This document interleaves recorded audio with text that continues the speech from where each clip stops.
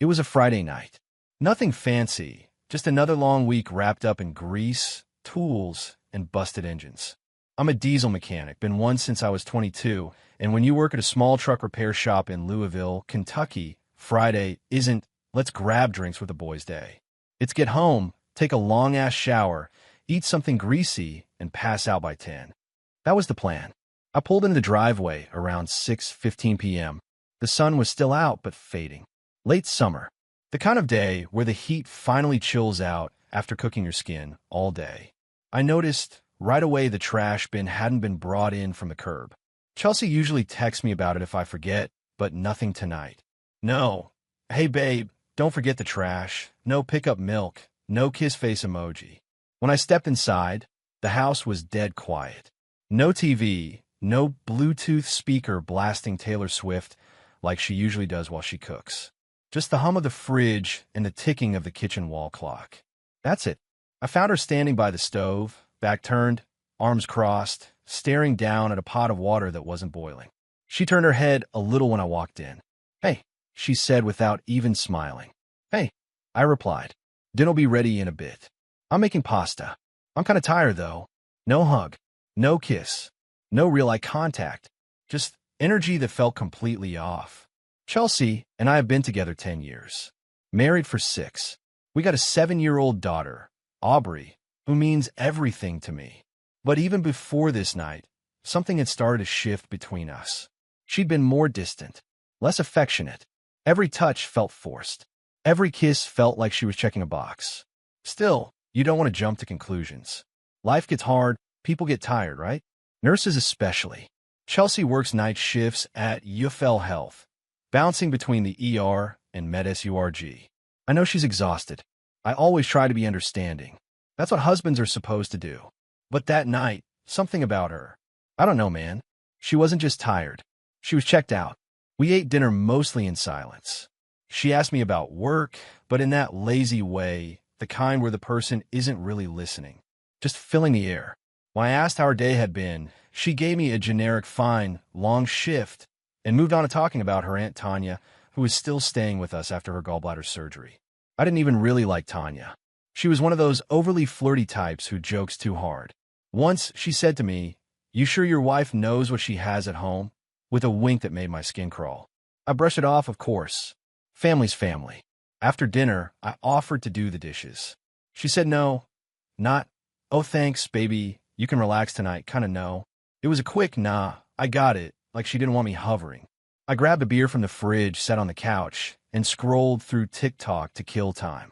Around 9:30, I looked over at her sitting at the dining table, scrolling her phone, headphones in. She didn't say a word to me, just kept typing. Face lit up from the screen glow. A weird smile every now and then. That was when I noticed her phone lighting up again and again. She kept flipping it face down quickly. I didn't ask. I didn't say anything, but I saw it. At 10:10, she finally stood up, stretched, and said, "Babe, I'm beat. You go to bed first. I'll clean up down here and come in soon." That was weird. She never says that. Normally, I'm the one who knocks out early. Chelsea's always been the one binge-watching Netflix or scrolling until midnight. Still, I just said, "All right," kissed her on the cheek, which she barely leaned into, and headed upstairs. When I got to the bedroom, I laid on the bed but couldn't relax. I didn't even take my boots off at first.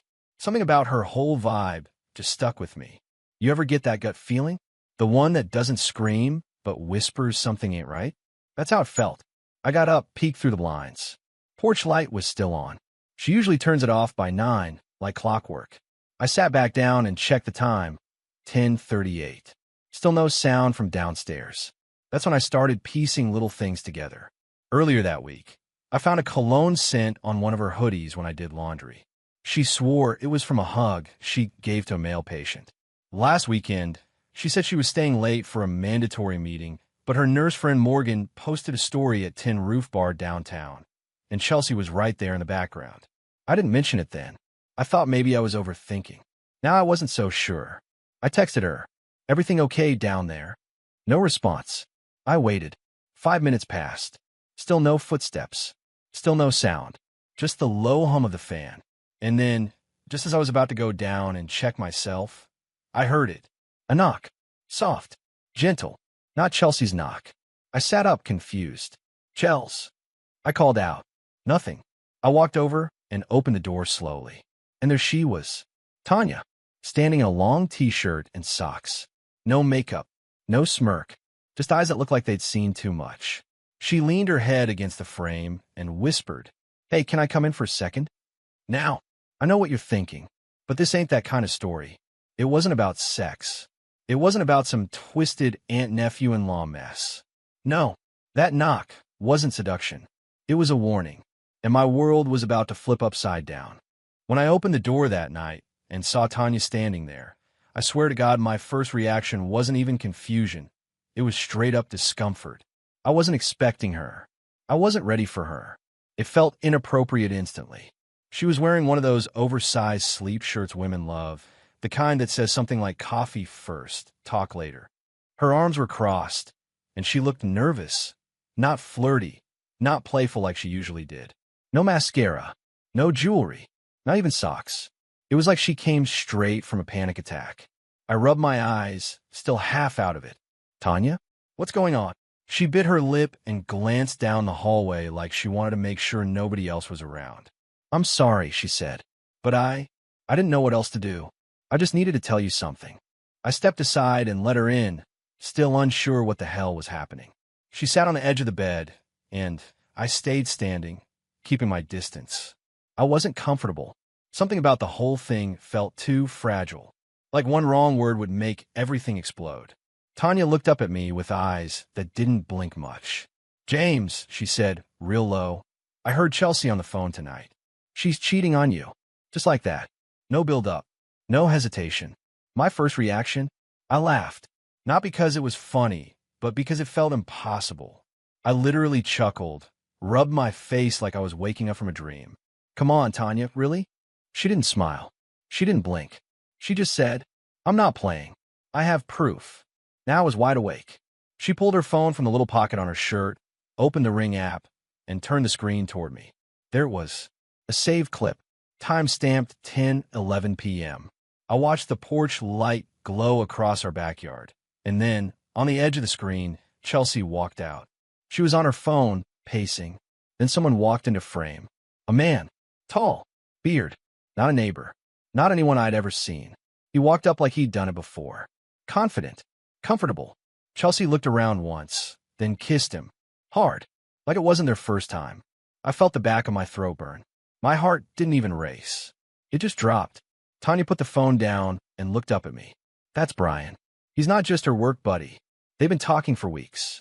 I heard her say his name last night when she was in the kitchen." I just stared at the wall. I felt my hands ball up in a fist without even realizing it. This was a woman I built a life with. A woman I bought a house with. We split bills. We raised our daughter together. I gave her every ounce of patience I had when she worked nights, when she was moody, when she wasn't in the mood. I carried the emotional weight for months without complaint. And this is what she did? It was like someone stabbed me in the chest, but real slow. Like the kind of pain that doesn't kill you, just eats you from the inside out. Tanya stood up slowly. "I don't want to make this worse," she said. "But you deserve to know the truth before she plays you any further. She's been planning something behind your back." "Planning what?" She hesitated. Then she dropped another bomb. I overheard her say she was going to wait until after Aubrey's birthday to ask for separation, make it look clean. She said she wanted to do it on her terms so you wouldn't screw things up financially. My jaw clenched. This wasn't just about infidelity anymore. This was manipulation. Strategy. She was playing chess with my life while I was just trying to be a decent husband and father. I sat down on the edge of the bed. My legs felt like jelly. Tanya stepped back a little, giving me space. She wasn't trying to get close, wasn't trying to be weird.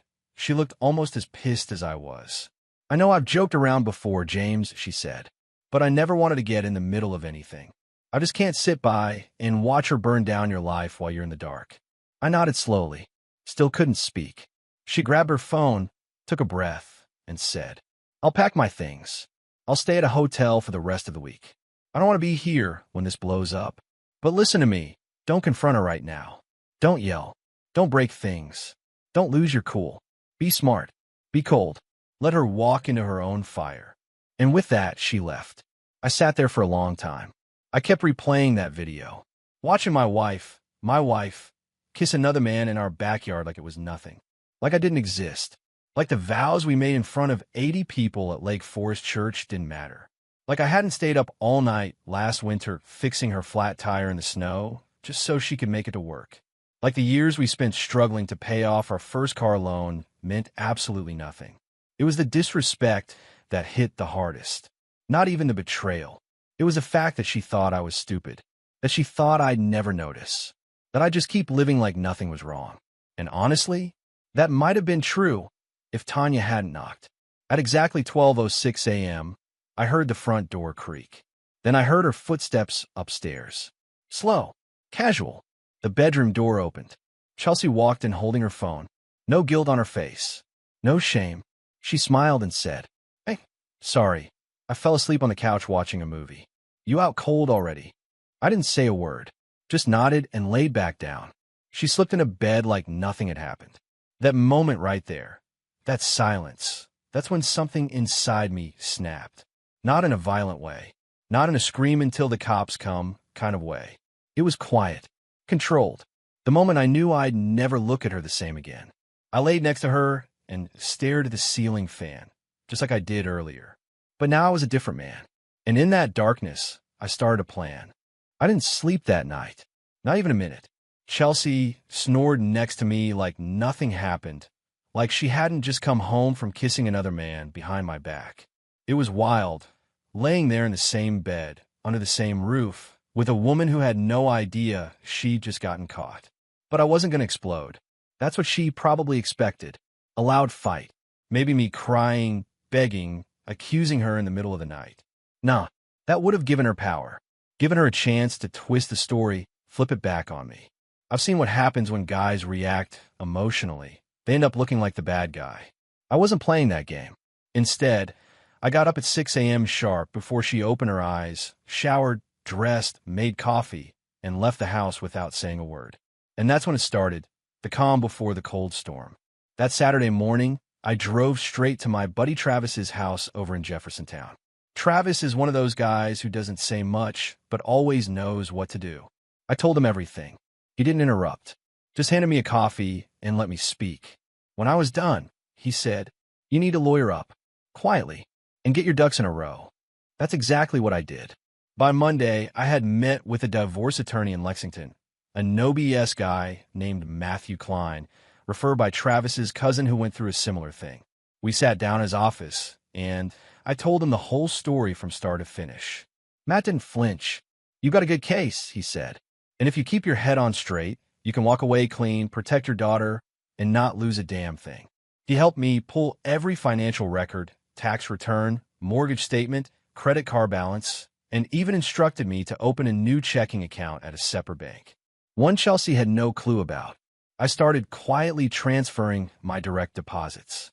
Changed the passwords to everything that was mine, email, Apple ID, my tool supplier accounts, all of it.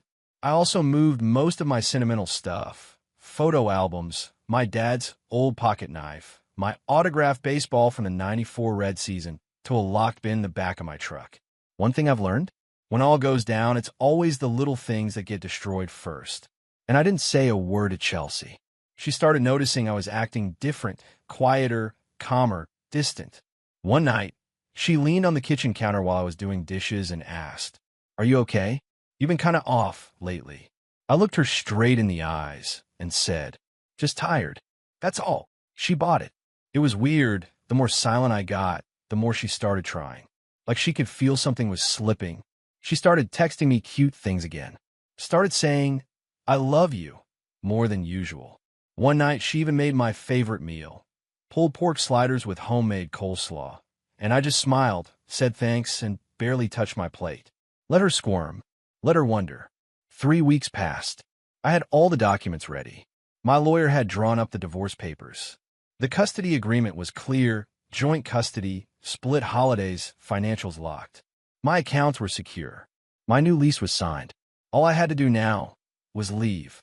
But I wanted her to feel it. Not with a fight. Not with a goodbye. I wanted silence to be the message. So I waited for the perfect day. That Friday, Chelsea worked a 12-hour shift, and came home late. She barely spoke a word and went straight to bed. That night, after she fell asleep, I walked through the house slowly, just looking at it one last time.